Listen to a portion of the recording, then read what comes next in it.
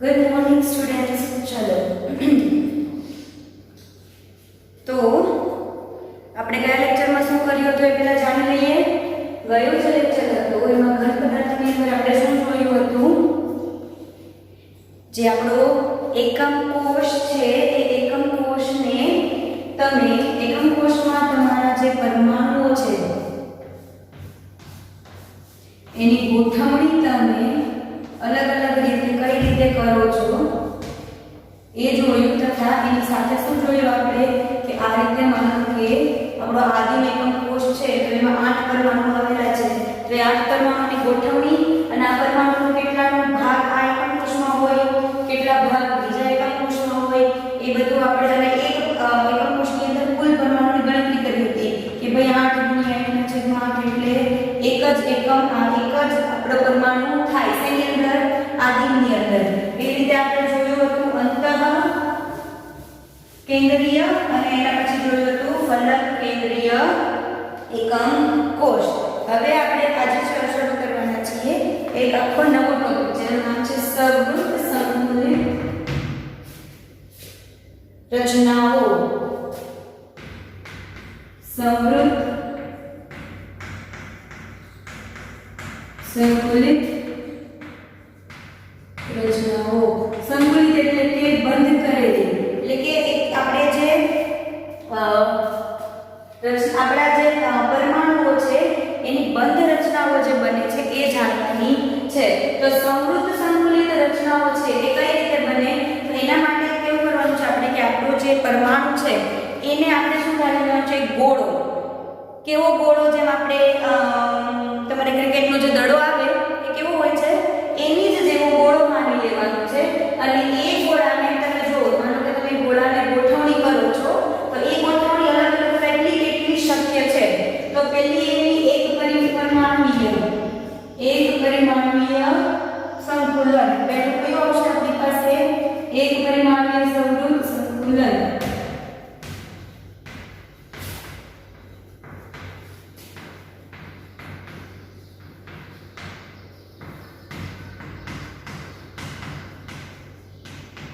બરાબર, તો એક પરિમાણીય આપણું જે સમૃદ્ધ સંકુલન છે એમાં કેવું થશે કે આપણે જે ગોઠવણી કરીશું એ એક પરિમાણમાં, એટલે કાં તો ઊભી હરોળ બનશે કાં તો આડી હરોળ બનશે। હવે આપણે જો પરમાણુઓ જેને આપણે કેવા ધાર્યા છે ગોળા, એ ગોળાની ગોઠવણી કરીએ, એ ગોળાની ગોઠવણી તમે જો આડી હરોળમાં કરો તો આ રીતે થાય, બરાબર। તો એ ગોળાઓની વચ્ચે જે જગ્યા છે કેવી છે, એકદમ ન્યૂનતમ અથવા તો નહીવત। અને આ ગોળા બદલે જોવો તો એક ગોળો છે એ બીજા એના જેવા બીજા કેટલા ગોળાથી જોડાયેલો એટલે કેટલા ગોળાને અડે છે, તો આ ગોળા ધારીએ તો એક આ અને બે આ, એટલે એ જેટલા ગોળાને અડતો હોય ને એટલો જે આંકડો હોય એને એનો સવર્ગ આંક કહેવાય। સવર્ગ આંક એટલે કે કેટલા ગોળાને અડે છે, તો બીજા બે ગોળાને, આનો સવર્ગ આંક કેટલો થયો 2। તો એક પરિમાણીય સવૃત્ત સંકલન છે ખૂબ જ સરળ છે કે એક તમે જે તમારા દડા છે એને લાઈનમાં ગોઠવી દો તો એ થઈ જાય એક પરિમાણીય સવૃત્ત સંકલન। હવે એક પરિમાણીય પછી આપણી પાસે આવે છે બીજું દ્વિપરિમાણીય સમૃદ્ધ સંકલન। તો જો દ્વિપરિમાણની વાત કરીએ તો સૌથી પહેલા તમને ખબર હોવી જોઈએ કે દ્વિપરિમાણ કોને કહેવાય। કદાચ મેં તમને પહેલા સમજાવેલું છે દ્વિપરિમાણ કોને કહીએ, તો સમજાઈ દઉં કે આપણું જે તમે આલેખ દોરો મતલબ દિશા કેવી થાય, આપણી જે અક્ષ છે એક x અક્ષ આવે, બીજું y અક્ષ આવે અને ત્રીજું હજી એક આવે z અક્ષ। કદાચ ફિઝિક્સમાં તમારે આવી ગયું હશે ખ્યાલનું કે આની વચ્ચે 90 ડિગ્રીનો ખૂણો, આની વચ્ચે 90 ડિગ્રીનો ખૂણો અને આની વચ્ચે પણ 90 ડિગ્રીનો ખૂણો, એટલે તમારે રૂમની ઊંચાઈ, લંબાઈ અને પહોળાઈ બધું જે ત્રણ પરિમાણની જરૂર ત્યારે એને કેવું કહેવાય, ત્રિપરિમાણીય। તો આપણે ત્રિપરિમાણીય થયું, આ તો ત્રણ તો આપણે દ્વિ કરવાનું છે। તો દ્વિમાં આપણે કાં તો લંબાઈ અને ઊંચાઈ ગણીશું કાં તો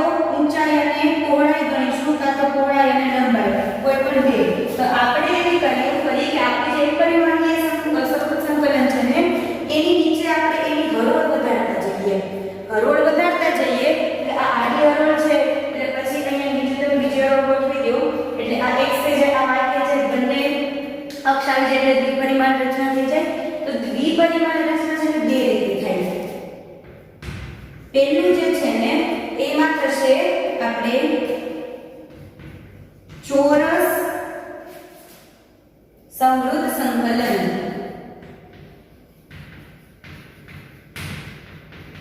તો ચોરસ સમૃદ્ધ સંકલન કઈ રીતે થશે?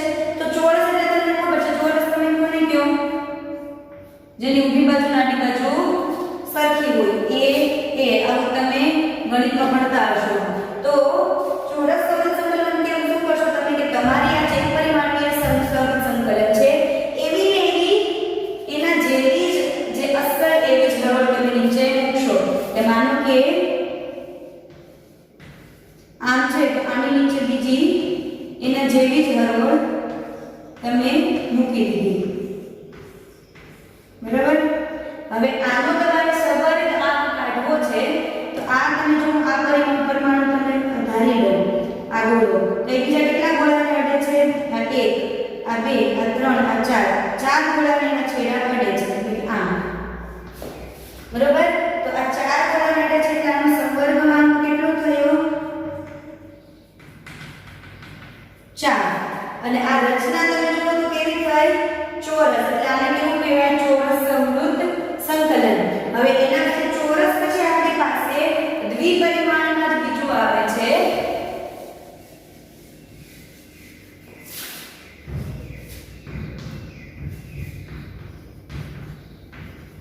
એ છે આપણી પાસે ષટકોણીય સમૃદ્ધ સંકલન.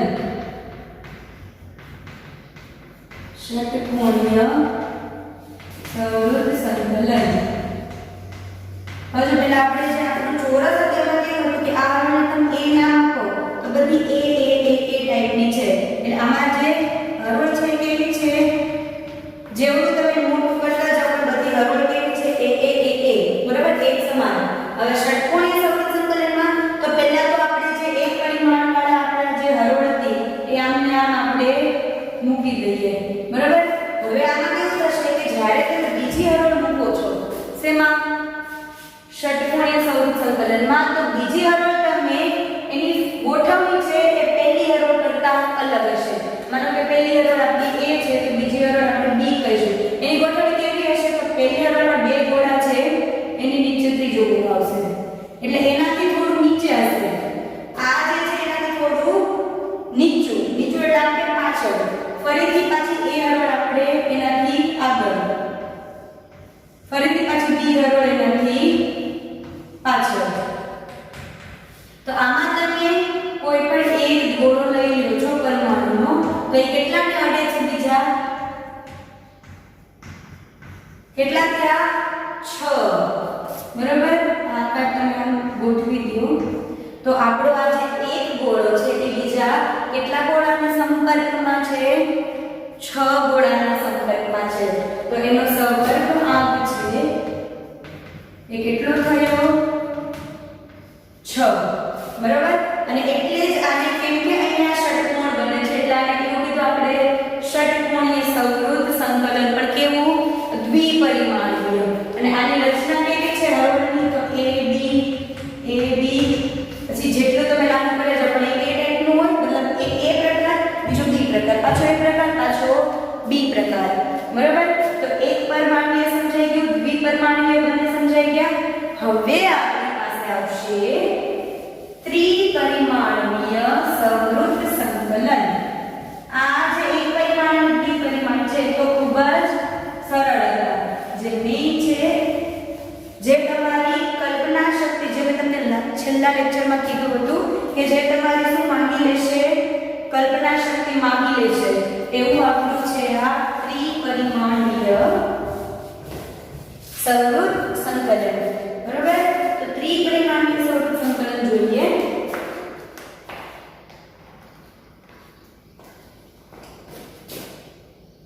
ત્રીજું છે આપણી પાસે ત્રિપરિમાણીય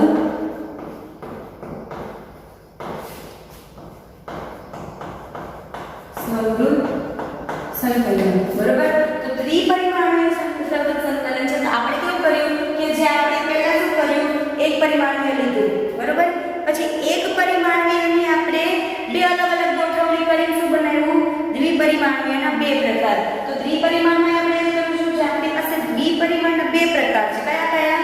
એક તો ચોરસ સંવૃત સંકલન અને બીજું ષટકોણીય સંવૃત સંકલન. તો એ બંને જે આપણા હતા ને દ્વિપરિમાણીય, એમાં આપણે અલગ ત્રિપરિમાણીયની નવી રચના કરીશું. એટલે એમાં પહેલું આપણી પાસે આવશે, કયું આવશે? મેં તમને કીધું એમ, શેમાંથી બનાવશો? પહેલા દ્વિપરિમાણીય છે જે ચોરસ હતું આપણી પાસે, દ્વિપરિમાણીય ચોરસમાંથી ત્રિપરિમાણીય સમૃદ્ધ સંકલન, બરોબર. નામકરણ પછી કરીશું કે આને કેવું કહેવાશે, કે એના માટે પહેલા તમારે આખું જે સંકલન થાય છે સમજવું પડશે. તો પહેલા દ્વિપરિમાણીય ચોરસ કયું હતું આપણું? જેમાં એ હતી, એ હરોળાની પહેલી, એના પછી બીજી હરોળ, એના પછી ત્રીજી હરોળ, એના પછી ચોથી હરોળ, બરોબર. બધા કેવા છે? એ પ્રકારની જ હરોળ છે. હવે આને તમારે જો ત્રિપરિમાણ કરવું છે તો ત્રિપરિમાણ એટલે શું કરશું? જો આની ઊંચાઈ છે, હા, આની લંબાઈ છે, હા, તમારે શું કરવું છે? આની પહોળાઈ વધારવી છે. એટલે તમે માનો કે આવું દડાની આવી અરેન્જમેન્ટ ગોઠવણી કરી છે, બરોબર.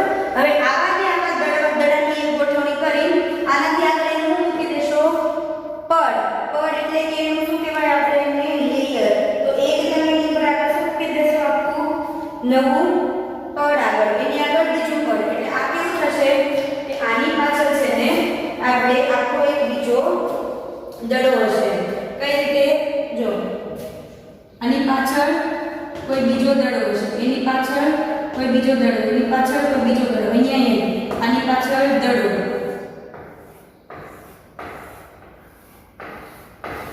બરોબર. એટલે આને તમારે છે ત્રિપરિમાણમાં સમજવાનું છે, બરોબર.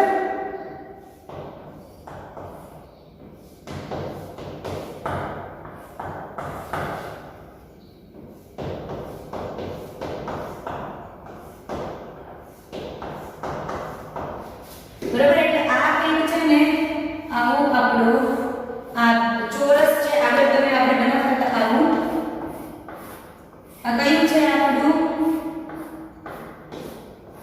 આદિમ એકમ કોષ. પણ કેવો કેવો આદિમ એકમ કોષ? સંઘનીય. સંઘનીય આદિમ એકમ કોષ છે.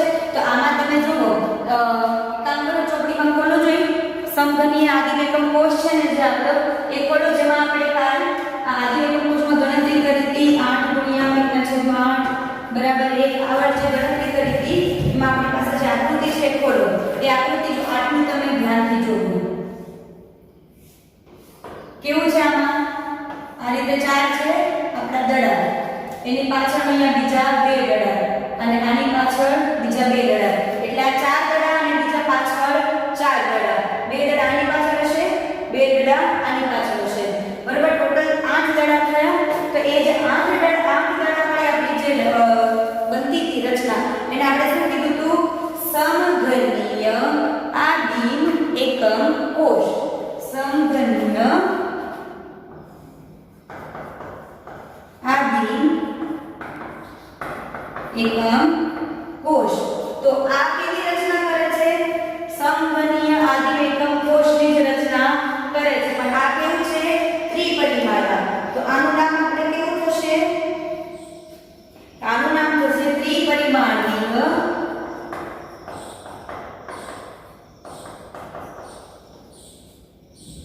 સમઘનીય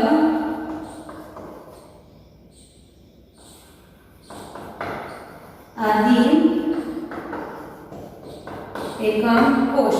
એટલે કે આ થશે સમઘનીય ત્રિપરિમાણીય સંવૃત સંકલન. શું થશે? આપણે બધાની પાછળ નામ શું લગાડવાનું છે? સંવૃત સંકલન. તો આ કેવું થશે નામ આનું?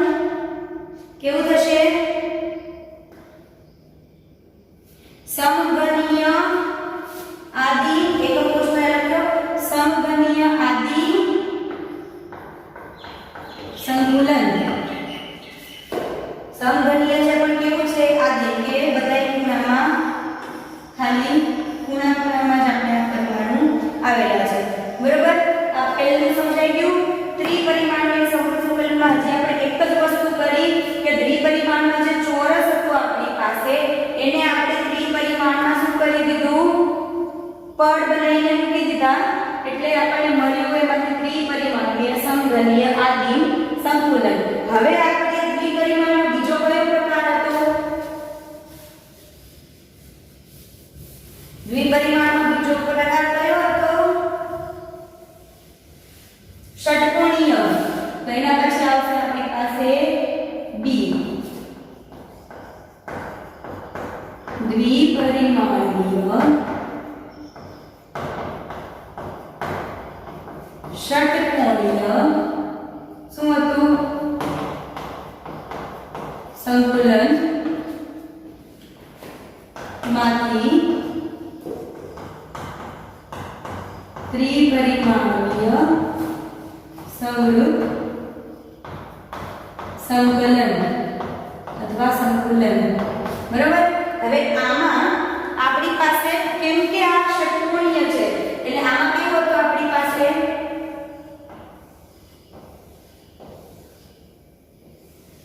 પહેલી હરોળ A બીજી હરોળ હતી B બરાબર એટલે આપણે આમાં આ એક આખું લઈ લીધું કે આ આપણું કેવું છે જે દ્વિપરિમાણીય ષટકોણીય સંકુલન હતું એ આ છે આ આખું લઈ લીધું હવે આમાં આપણે એમાં આપણે છે ને લાઈન ને AB કહેતા બરાબર આમાં તમારે પડ ને AB કહેવાના છે અચ્છા ચોરસમાં હું તમને કહેતા ભૂલી ગઈ આપણે જે સમઘનીય હતું એ કેવું હતું બધા એક જ સરખા એટલે બધા પડ એક વસ્તુ ધ્યાનથી સમજો દ્વિપરિમાણમાં મેં તમને હરોળ કીધી હતી હરોળ એ પ્રકારની હતી હરોળ બી પ્રકારની હતી ત્રિપરિમાણમાં હું તમને કહું છું પડ એટલે આખું આટલું એમ લઈ લીધું ચોરસ એની આગળ બીજું ચોરસ કે ના તો ત્રીજું ચોરસ એની આગળ પાંચમું ચોરસ તો એમાં જે છે આપણે પડ જે છે એને આપણે એ પ્રકારનું કે બી પ્રકારનું કહીશું તો જે આપણું ચોરસ છે તેમાં બધા પડ એ પ્રકારના હતા હવે આમાં આપણે પડ જે છે ફરીથી કેમ કે આમાં જે હરોળ છે તો આમાં આપણને પડની પણ બે અલગ અલગ ગોઠવણ મળશે બરાબર તો પહેલી જે આપણી પડની ગોઠવણ છે પહેલી છે એ આપણી એ રીતે છે કે પહેલું સ્તર બીજા સ્તર પર પહેલા સ્તર પર બીજું મુક્તા એટલે કે બીજું સ્તર પહેલા સ્તર બીજા સ્તરની ગોઠવણી સિમ્પલ લખી દઈએ આપણે પેલી બીજા સ્તરની ગોઠવણી કરશું શેની ઉપર પહેલા સ્તર ઉપર બરોબર તો આ આપણું પહેલું સ્તર છે સ્તર એટલે પહેલું પડ તો આ આપણું થઈ ગયું પહેલું પડ હવે આની ઉપર તમારે આગળ એક બીજું સ્તર બીજું પડ મૂકવું છે તો પહેલું તમે કઈ રીતે કરીએ કોઈની અંદર કે પહેલા તો જેમ આપણે આમાં કર્યું હતું ષટકોણીયમાં કે થોડુંક નીચું મૂક્યું બરોબર એ જ રીતે આપણે એવું કરવાનું કે બીજું પડ છે ને એ પહેલા પડ કરતા થોડુંક નીચું શરૂ થાય એટલે કે માનો કે અહીંયાથી શરૂ કરું છું તમને આમાં નહીં ખબર પડે આ જે આકૃતિ છે એ તમે જેમ તમારી ચોપડીમાં વધારે જોશો એમ વધારે ખબર પડશે આ બહુ જ ગૂંચવણવાળું લાગશે એના કરતાં આનું છે ને સિમ્પલ હું તમને બતાવી દઉં કે પહેલી હરોળમાં કે આપણે આમ હતી બીજી હરોળ આમ છે બરાબર તો હવે બીજી હરોળ પર હું જો તમારે ખાસ ધ્યાન રાખજો આ આપણા કેવા છે 3 અથવા અહીંયા બતાવું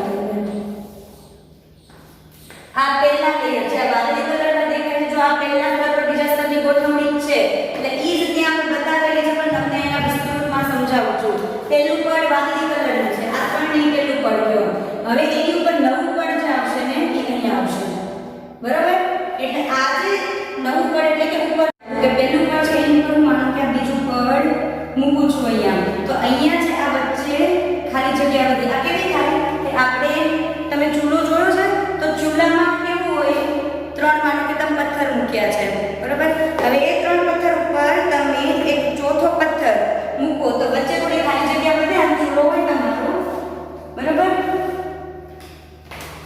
બતાવું તમને તો આ માનો કે આ રીતે છે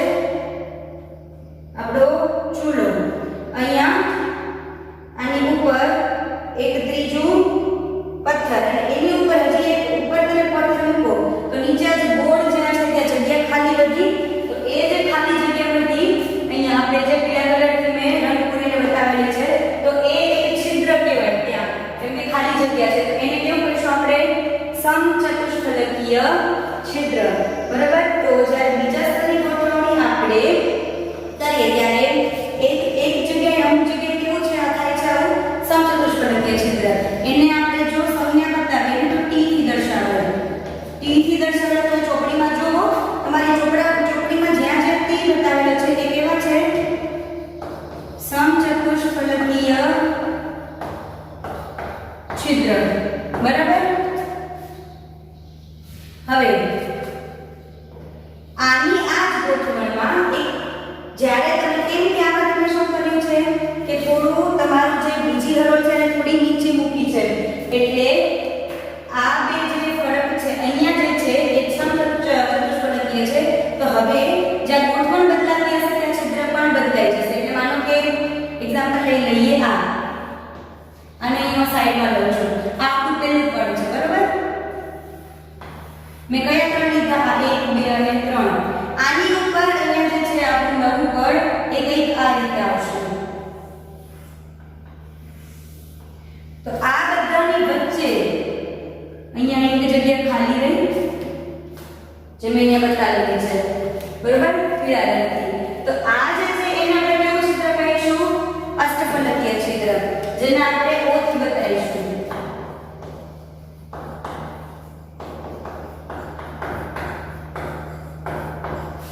બરાબર. તો સમચતુષ્ફલકીય અને અષ્ટફલકીય બંને ટાઈપના બંને પ્રકારના છિદ્રો આપણને બીજા સ્તરની ગોઠવણી બાદ જોવા મળે છે. તો તમારી ચોપડીમાં જો તમે જોશો ને તો તમને જ્યારે T ની હરોળ છે એ વધારે દેખાશે, જ્યારે O ની હરોળ છે મતલબ કે આપણા જે અષ્ટફલકીય છે એ તમને છિદ્રો ઓછા જણાશે. એટલે જ્યારે આપણે વાત કરીએ સંખ્યાની તો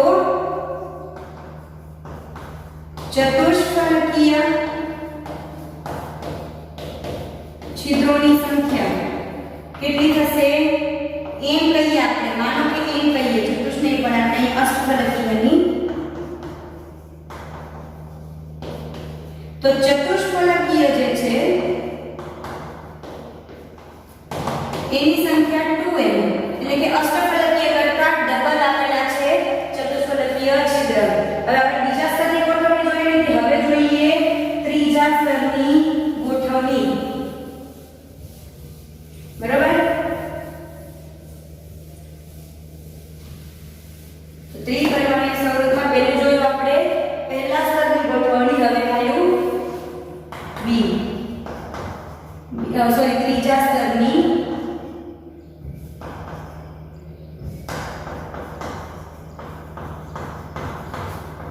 ગોઠવણી. જે શેના પર થશે? આપણા આ જે પહેલા ઉપર બીજું સ્તર છે એની ઉપર. હવે એની બે રીતે થાય. પહેલું એ રીતે થાય કે આપણું આ જે સમચતુષ્ફલકીય છિદ્ર છે ને એ ઢકાઈ જાય. એટલે કે સમચતુષ્ફલકીય છિદ્રને ઢાંકતી ગોઠવણી. બરાબર. હવે દ્વિપરિમાણ ઓલરેડી મારે તમને બતાવવું થોડું અઘરું હતું. ત્રિપરિમાણમાં બે સ્તરની, કેમ કે આપણું બોર્ડ કેવું છે દ્વિપરિમાણીય. હવે એમાં ત્રિપરિમાણીય બતાવવું અઘરું, એમાં પાછું 3 સ્તર બતાવવા.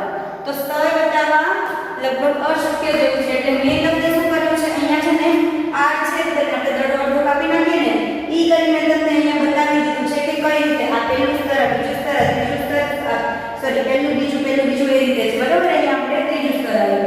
તો સમચતુષ્ફલકીય છિદ્રને તમારે ઢાંકવું છે. તો વિચારો, જો આપણો સફેદ આ જે છે સફેદ ગોળો એ પહેલું સ્તર છે, એની ઉપર આ કેવું આવ્યું? બીજું સ્તર.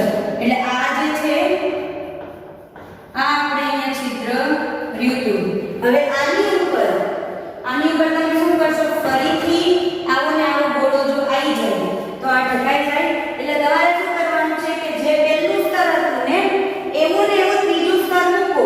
તો જ્યાં જ્યાં સમચતુષ્ફલકીય છિદ્ર છે ત્યાં સેમ ટુ સેમ આપણે મતલબ એકદમ પહેલા સ્તર જેવી ગોઠવણ આવી જાય એટલે છિદ્ર આપણું ઢકાઈ જાય. એટલે શું કરવાનું આપણે આમાં? જો પહેલા સ્તરને આપણે A કીધું છે, બીજા સ્તરને B કીધું, તો ત્રીજું સ્તર ફરીથી આપણે કેવું મૂકશું? A. એટલે A શું કરી દેશે કે આ B સ્તરે જે અહીંયા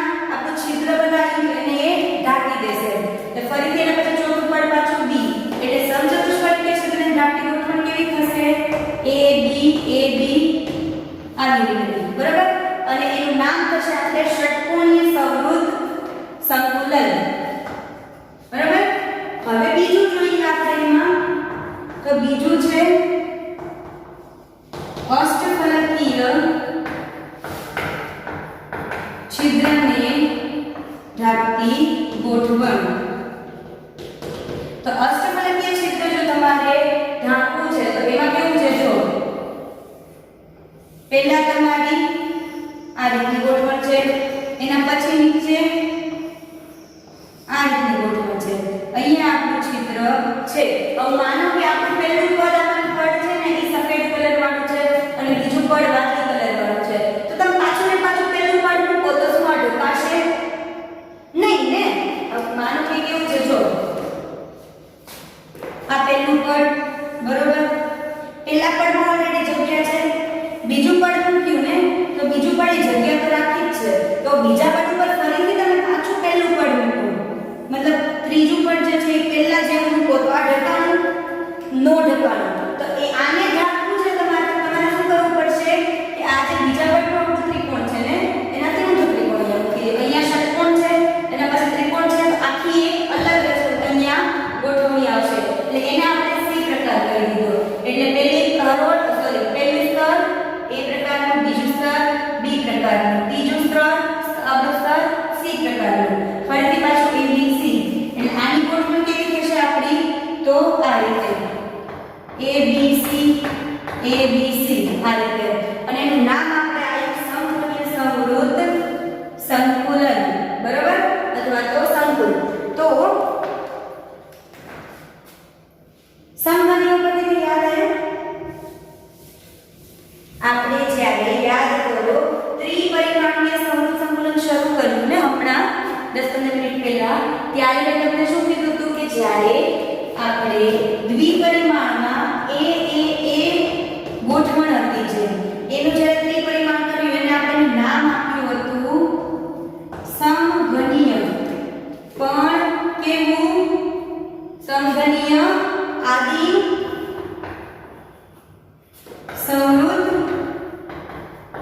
સંકુલન, બરાબર. એટલે આ સમઘનીય આદિમ છે અને આ ખાલી સમઘનીય છે. એટલે આમાં કેવું થશે ખબર છે, આપણું જે ત્રિપરિમાણ વાળું છે એમાં તમને ફલક કેન્દ્રીય, આમાં જેમ આદિમ મળ્યું ને સમઘનીય પર કેવું આદિમ, એમ આમાં તમને સમઘનીય મળશે પણ કેવું મળશે, ફલક કેન્દ્રીય. એટલે એને કેવું કીધું આપણે એફસીસી, જેમ કે ફલકનું ઇંગ્લિશ થાય ફેસ, બરાબર, અને આ આદિમ. એટલે સમઘનીય જોઈને આમાં આમ લખી દેતા અને આમાં ક્યારેય આમ લખી દેતા. એટલે મારાથી બનતી મેં તમને પૂરી કોશિશ કરી છે કે આ આખું જે ઇમેજિનેશન ઉપર હતું એ બનતું બોર્ડ ઉપર તમને ઉતારીને સમજાવી શકું. છતાં પણ જો આ લેક્ચરમાં કોઈ પણ ડાઉટ હોય, ખાસ તમે આ બધું જે ગોઠવણ છે એ સરખી રીતે યાદ રાખી લેજો. થોડો પણ ક્વેશ્ચન હોય, ઇન્ક્વાયરી હોય તો મને પૂછી શકો છો, બરાબર. બાકી હવે મળીએ આવતા લેક્ચરમાં.